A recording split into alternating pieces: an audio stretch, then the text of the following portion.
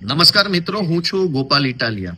છેલ્લા 20 દિવસથી ભાજપની સરકાર એટલી હદે ફાટી પડી છે, એટલી બધે ડરી ગઈ છે કે રોજની 5, 4, 10 એફઆઈઆર આમ આદમી પાર્ટીના કાર્યકર્તા ઉપર થઈ રહી છે. ગઈકાલે રાત્રે 2 વાગ્યે કોડીનાર પોલીસ દ્વારા, સુરેન્દ્રનગર જોરાવરનગર પોલીસ સ્ટેશન દ્વારા અને પોરબંદર પોલીસ દ્વારા અડધી રાત્રે આમ આદમી પાર્ટીના કાર્યકર્તાના ઘરે જઈ ધાકધમકી, દાદાગીરી, ગુંડાગીરી કરી.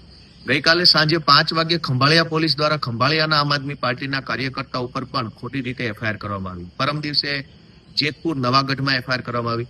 આખા ગુજરાતમાં એફઆઈઆર થઈ ગઈ છે, કેમ કે ભાજપ સરકારના એકદમ કહેવાય છે કે ડર લાગી ગયો છે. અમારા દ્વારકા જિલ્લાના ખંભાળિયાના આમ આદમી પાર્ટીના કાર્યકર્તાઓને ખોટી રીતે પોલીસે ધરપકડ કરી એના મોબાઈલમાંથી ચૂંટણીનો ડેટા કઢાવવાની દાદાગીરી કરતા હતા.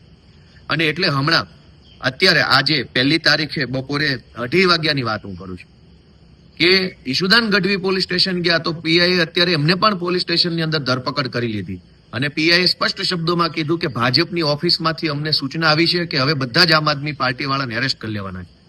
દાદાગીરી, ગુંડાગીર્દીની હદ વટાવી ગયા છે બીજેપી વાળા.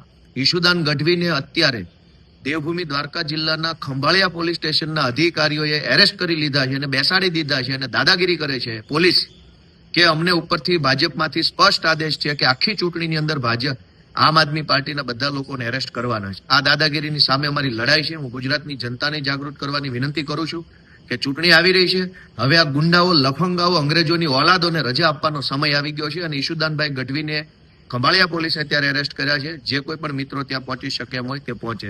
જય જય ગરવી ગુજરાત.